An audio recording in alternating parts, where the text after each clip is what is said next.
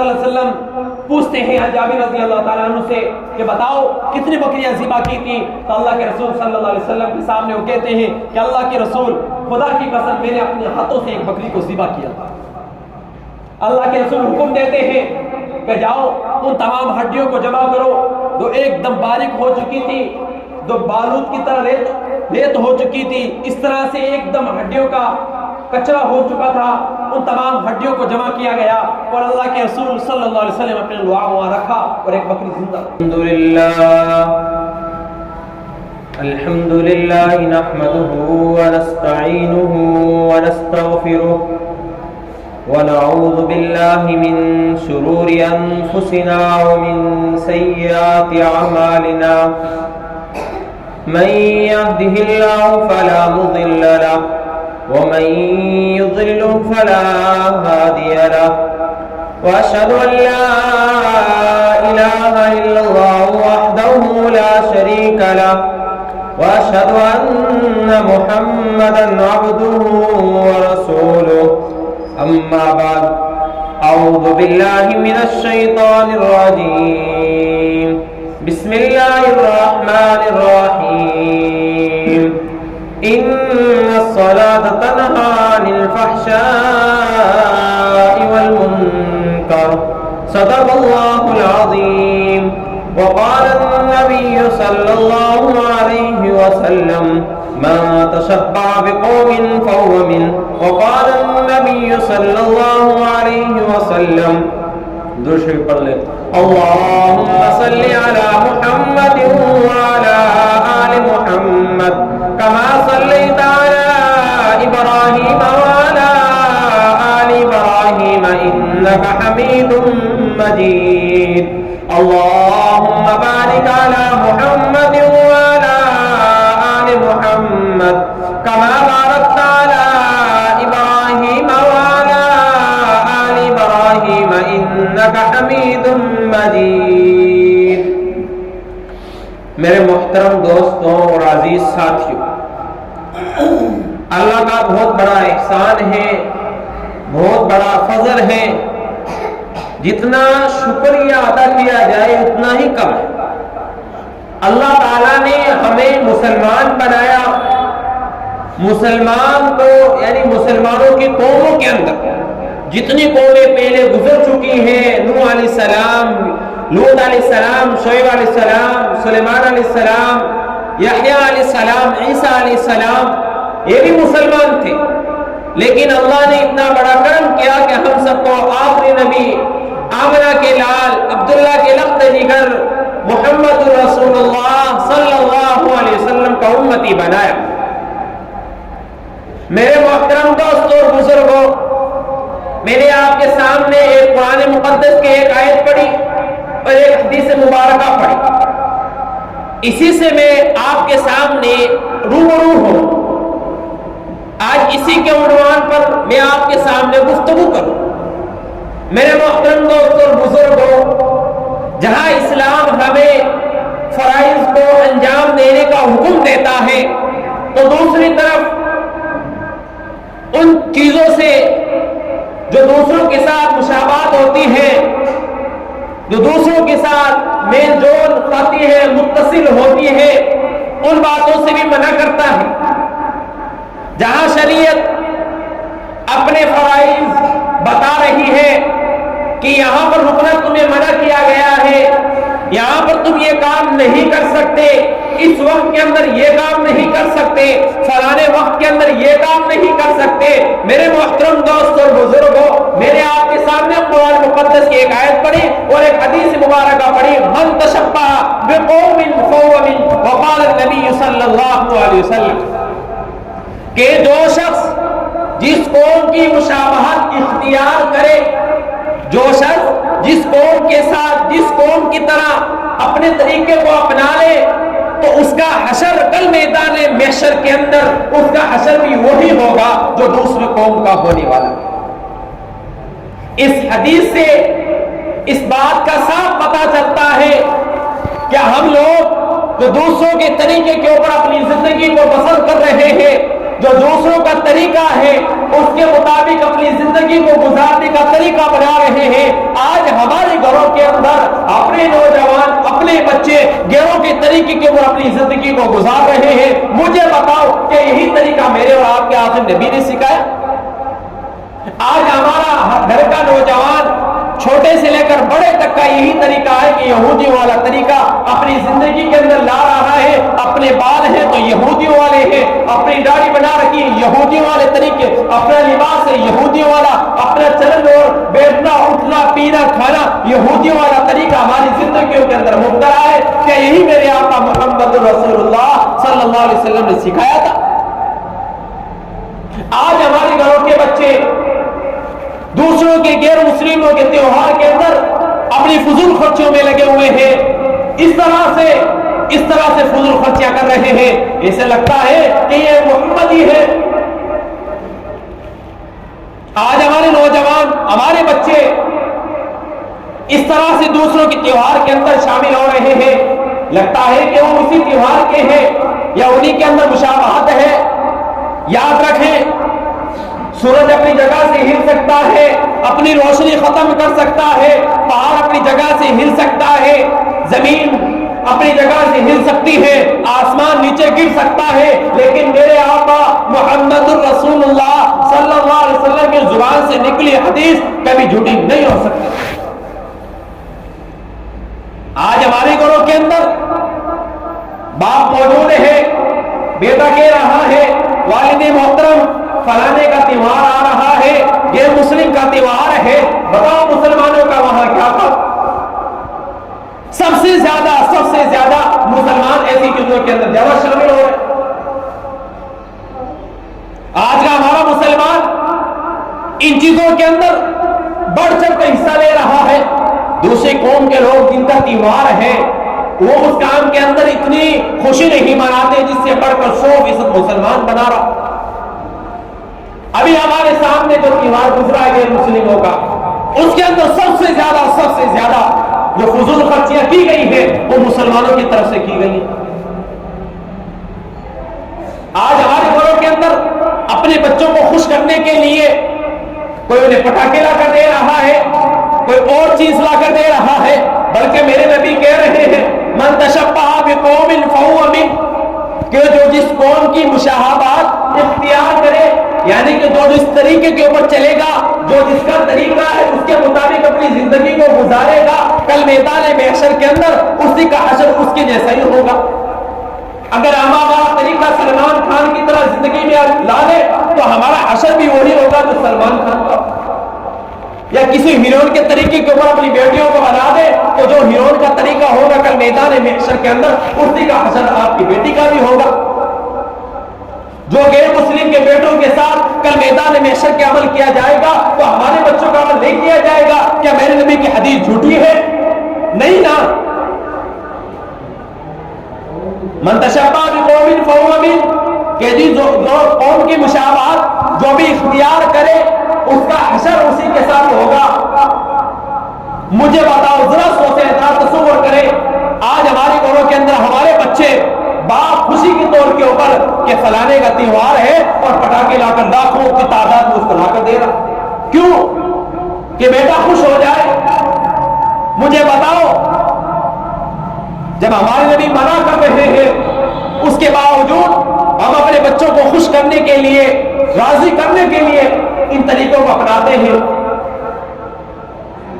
باپ خوشی کے موقع پر ابھی چھوٹا سا بچہ جسے بولنا بھی نہیں آتا, سننا بھی نہیں آتا, چلنا بھی نہیں آتا, پکڑنا بھی نہیں آتا, اس کو خوش کرنے کے لیے کچھ پٹاخے لا کر اس کے سامنے جلائے جاتے ہیں اور وہ ہنس رہا ہے اور خوشی منا رہا ہے. مجھے بتاؤ, آگے بڑھ کر یہی بچہ آپ کے سامنے گالی دے گا, یہی بچہ آپ کے سامنے اف تک کہے گا, آپ کے سامنے زبان درازی کرے گا. کیوں؟ کہ ہم نے بچپنوں کے اندر ان کی خواہشات کو غیروں والے طریقے کے مطابق مشابہت دی, ان کو میرے آقا محمد رسول اللہ صلی اللہ علیہ وسلم کے طریقے کو چھوڑ کر غیروں والے طریقے کے ساتھ مشابہت کی. اس وجہ سے آج یہ دن دیکھنا پڑے گا. میرے محترم دوستوں اور بزرگوں, میرے نبی آمنہ کے لال عبداللہ کے رفت جگر محمد رسول اللہ صلی اللہ علیہ وسلم کہہ رہے ہیں کہ جو خرافات ہم غیروں والے کے طریقے کے مطابق کریں گے تو کل میدان محشر کے اندر جو غیروں کا حشر ہوگا کل ہمارا حشر بھی وہی ہوگا. من تشبہ بقوم فہو منہم وقال النبی صلی اللہ علیہ وسلم کو جو جس قوم کی مشابہت اختیار کرے، جو جس قوم کے طریقے کے اوپر اپنی زندگی کو بسر کرے، اپنے بچوں کو ان کے طریقے کے مطابق چلائے اور اپنے بچوں کو ان کے طرز عمل پر چلنے کی حوصلہ افزائی کرے، ان کو ہمت دے اور ان کے ساتھ اپنی کمائی کو ان کے ساتھ لگا دے، تو ان کا حشر کل میدان محشر کے اندر اسی کے اوپر ہوگا. آج ہمارا طریقہ غیروں والا طریقہ ہو رہا. آج ہمارے گھر کے بچے غیروں والے طریقے کے مطابق اپنی زندگی گزار رہے ہیں. میرے بھائی اور دوستو، آخر نبی دنیا کے اندر جو بھی بات کہتے ہیں وہ حقیقت ہے. چاند اپنی روشنی دھیمی کر سکتا ہے، سورج اپنی دھیمی روشنی کر سکتا ہے، زمین ہل سکتی ہے، آسمان ہل سکتا ہے، پہاڑ ٹوٹ سکتے ہیں، لیکن میرے آقا محمد رسول اللہ صلی اللہ علیہ وسلم کی زبان سے نکلی حدیث کبھی جھوٹی نہیں ہو سکتی. جو میرے نبی نے دنیا کے اندر جو بات کہتی وہ عرش کے اوپر ہو جاتی تھی. میرے نبی مدینے سے نکل رہے ہیں، صحابہ کرام کی لائن لگی ہوئی ہے، ہجوم ہے، 10 صحابہ کرام جمع ہیں. پوچھا جاتا ہے تم کس کا انتظار کر رہے ہو؟ وہ صحابہ کہتے ہیں کہ ہم آپ کا انتظار کر رہے ہیں. کہتے ہیں فی الجنہ. یہ کہنا ہوتا ہے جبریل امین آسمان سے آتے ہیں اور کہتے ہیں کہ اللہ نے بشارت دی ہے، اللہ نے یہ حکم بھیجا ہے کہ اپنے 10 صحابہ کو کہہ دو کہ بغیر حساب و کتاب کے آپ جنت میں جائیں گے.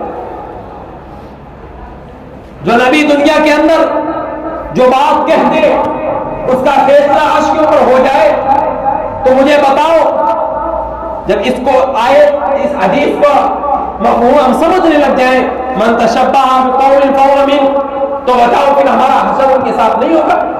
کہ یہ حدیث جھوٹی ہے، کیا ضعیف ہے؟ نہیں. سمجھدار سے سمجھدار جو دیندار لوگ ہیں وہ بھی آج اپنے بچوں کو غیروں کے طریقے کے مطابق اپنی زندگی گزارنے کے لیے کہہ رہے ہیں. ایسے تہوار کے اندر لاکھوں کی تعداد کے اندر فضول خرچیاں کی جا رہی ہیں. اگر کوئی تمہارے پاس چندہ والا آ جائے تو اس کو 10 روپے دے کر روانہ کر دیتے ہیں. کوئی بھیک مانگنے آ جائے تو 2 روپے دے کر اس کو روانہ کر دیتے ہیں. لیکن یہ نہیں دیکھتے کہ میرے پاس میں پڑوسی ہے بھوکا سو رہا. نہیں، فضول خرچیاں کرتے کہ لاکھوں کی تعداد کے اندر روپے ضائع کر دیں. بتاؤ غیروں کا طریقہ ہے اور محمد ہی آگے ہو رہے. طریقہ کسی کا ہی ہے، سب سے آگے مسلمان ہو رہا. تہوار کسے کا ہے؟ مسلمان آگے ہو رہا ہے. سب سے زیادہ پٹاخے بازی کے اندر مسلمان آگے جا. بلکہ ہونا یہ چاہیے تھا کہ ہمیں ان چیزوں سے روکنا چاہیے، بلکہ ہم آگے بڑھ رہے ہیں. والدین کو روکنا چاہیے کہ بچے آپ ایسا نہ کرو، لیکن 100% آج کے بچے کے اندر یہی طریقہ ہو رہا. رات کی 2 بجے تک بچے پٹاخے چھوڑ رہے، فجر کی نماز غائب ہوتی جا رہے.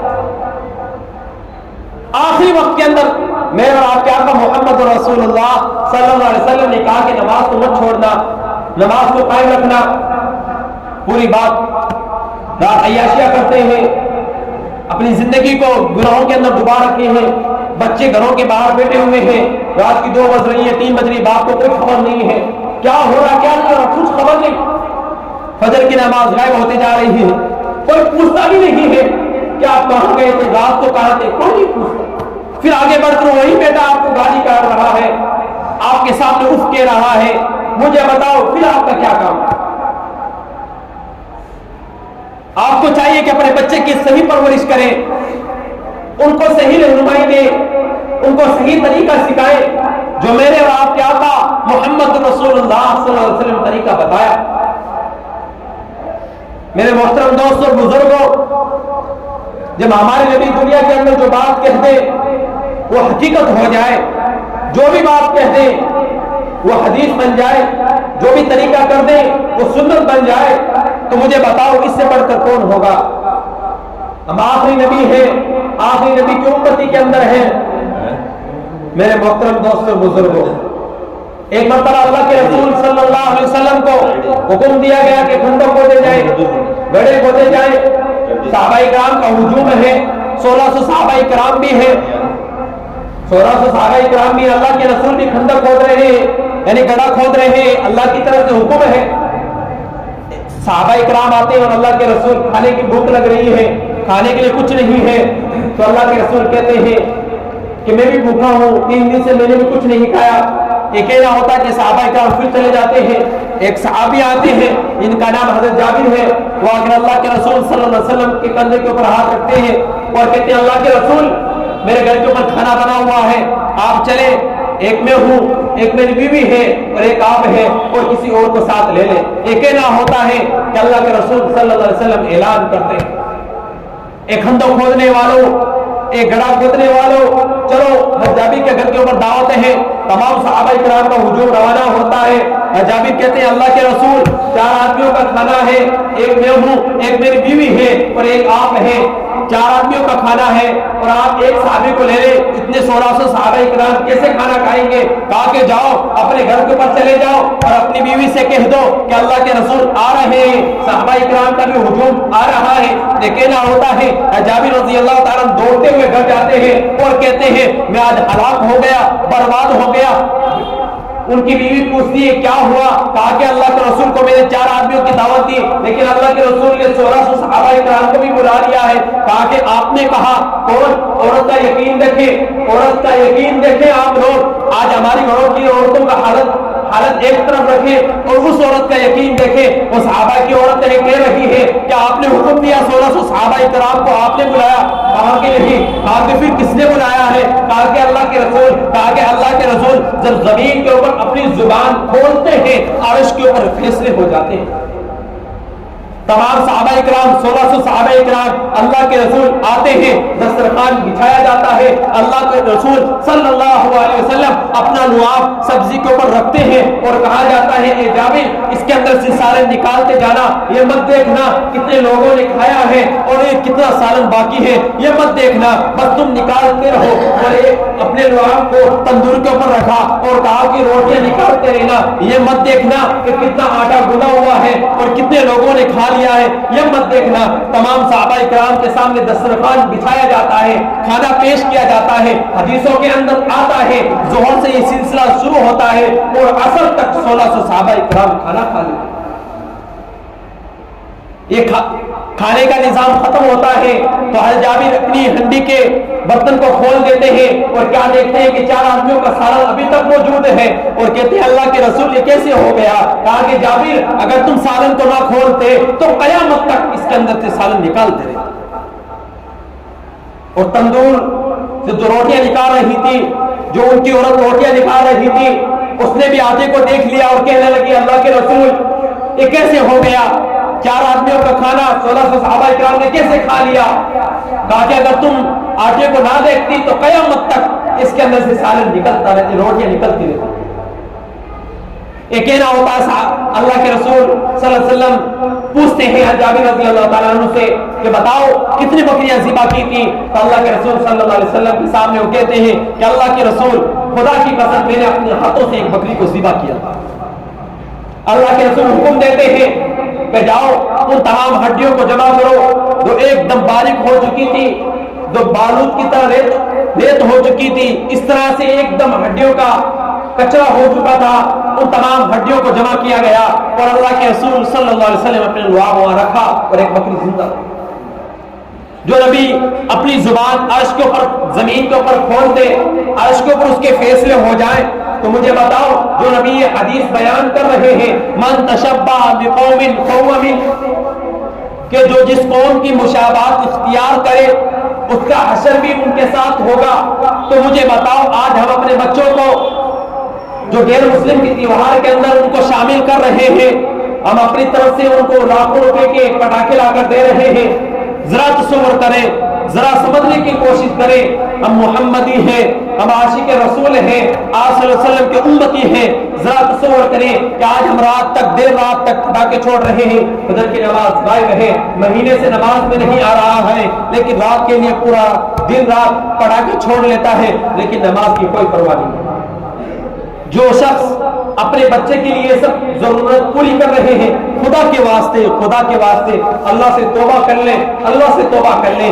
جو کیا ہے کوئی بات نہیں، انجانے کے اندر ہو چکا، اب سے پکی سچی توبہ کرے کہ اب سے میں ایسا کام نہیں کروں گا، جو میں نے گناہ کر دیے ہیں اس سے پکی سچی توبہ کرتا ہوں۔ اللہ تعالیٰ مجھے اور آپ کو پل ورا نماز پڑھنے والا بنائے، اور غیروں کے طریقے سے اللہ تعالیٰ مجھے اور آپ کو پر امتی مسلمہ کی حفاظت فرمائے، اور جہاں پہ بھی مسلمان پریشانی کے اندر مبتلا ہے اللہ تمام مسلمانوں کی حفاظت فرمائے، اور جو بیماری کے اندر مبتلا ہے اللہ تعالیٰ ان کو شفا عطا فرمائے۔ آمین۔ وآخر دعوانا الحمدللہ رب العالمین۔